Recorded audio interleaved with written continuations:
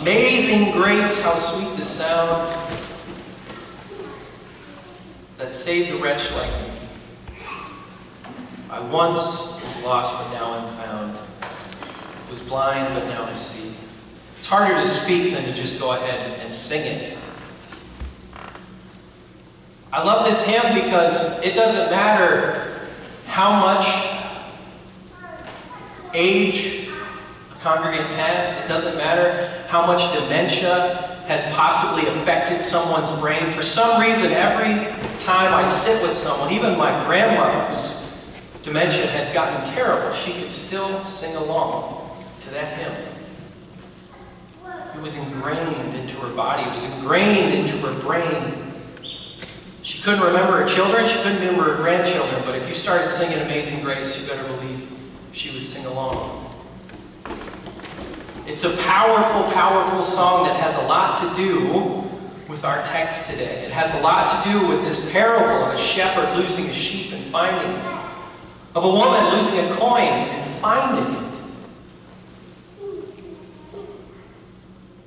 And it's something that is worth delving into today.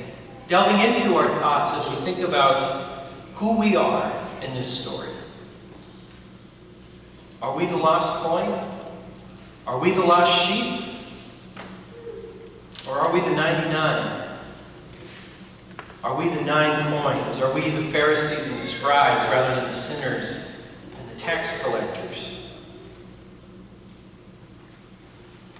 It's interesting to think about, especially when we think about just how oftentimes we lose things. You know, there's just 2 parables here, but think of other things that you lose all the time. I can't go a day in the week without suddenly going, Meg, you see my keys? Meg, have you seen my phone? Meg, have you seen my brain? Because apparently I can't keep track of anything. Does it mean I don't care about my keys? Does it mean I don't care about my phone? No, I care about them. Just a little forgetful sometimes. I'm really good at setting something down, walking away, and then completely forgetting what I said. It's a little scary. But I'm sure some of us here have the same similar issue of forgetfulness, of losing things. And they're all good and fun, but I find that's more of a trivial loss. You know, I'm a little worried I've lost my keys, but I know they're somewhere in the house. They gotta be. So I'm not really scared. So let's add a different parable, or a different analogy. Twice, my oldest brother Keith got lost at the State Farm, Iowa State Fair. 2 separate occasions. It's a gift. You don't just get lost once, but he got lost twice. He wandered away. And sure enough, he had to find a person. They had to meet my parents so that they could come together. Has anyone here, whether you were a kid or adult, got straight away from the rest of the group? Raise your hand. So, a little participation is good. Yeah. I remember myself. I was in a mall and I was in the mall with my 2 brothers, and my dad said, hey, I'm going to go to this store. You stay here and play with Legos with your brothers. What I heard was, ooh, look at those Legos. I wonder what he said. And I started playing with Legos. And then suddenly I looked around and I didn't see my dad. I got scared. Where could he be? Why isn't my dad here? I'm in a mall. I don't even know what town we're in. I don't keep track of those things. You can feel my heart rate just going, pumping, faster and faster. My breath's getting shorter and shorter. Where the heck is my dad? I start crying. I start bawling. An adult finally comes up and says, can I help you? And I go, I don't know where my dad is. Granted, my brothers were 10 feet away, not even noticing that I'm freaking out, because they had the same thought of, oh, look, Legos, this is fun. Imagine the feeling of someone who's lost. Imagine the feeling of that sheep lost in the middle of the wilderness, lost in the middle of the brush, away from its herd. Imagine that child in the mall, how scared they probably are. That's us. That is us. That is humanity. That is what Jesus is talking about. That's sinners. That's tax collectors.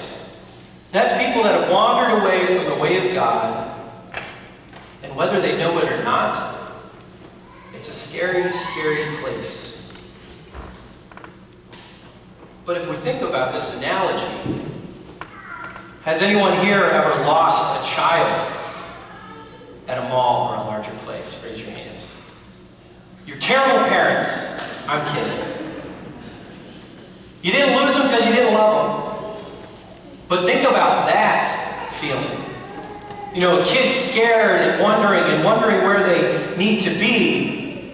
Think about the adult that goes, holy cow, where is my child? Are they safe? Are they okay? Are they going to be okay? What's going on here? I need to find them. They're probably murdered in a ditch somewhere. Oh my gosh, I'm the worst parent in the world. That's not us in the analogy. That's God. How does it feel knowing that God is worried about us? That God might be freaking out about humanity because, you know what? They're wandering away. They're not following me. Oh my gosh, they're lost. So worried about it that he sent his only son to die on the cross, to be the light that shines in the whole world, to be our North Star so that we're never lost. God went all the way to sending Jesus Christ to the world so that we could all be found.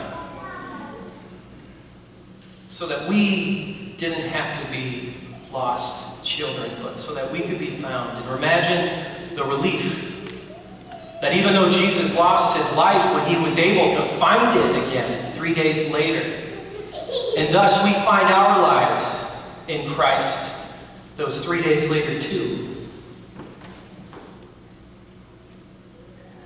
I know I asked the question, are we the lost or the found? And the truth is, if you claim to be a Christian, you're not part of the lost anymore.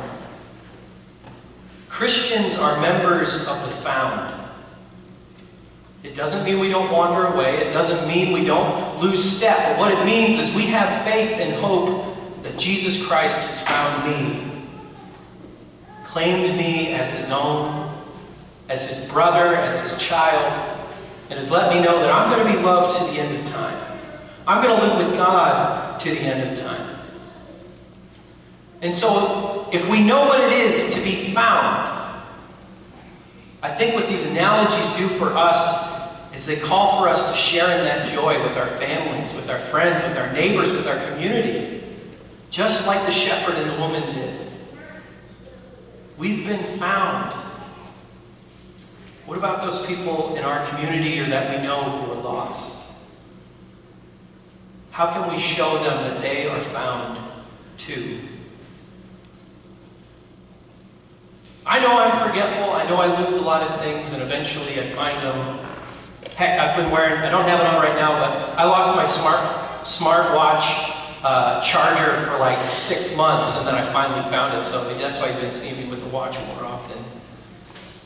But there's one thing that we're all going to lose eventually.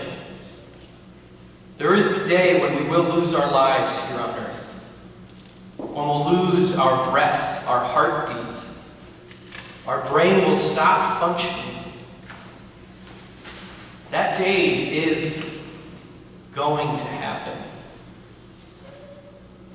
But the hope of a Christian, the thing about that amazing grace, is that we know even if we lose our life here on earth, God will find it, God will hold on to it, and God will never let it go. That's the amazing grace we sing about. That's the good that the Lord has promised us. And so now I invite us to sing about that grace together, to sing verses 1 through 4 of hymn 779.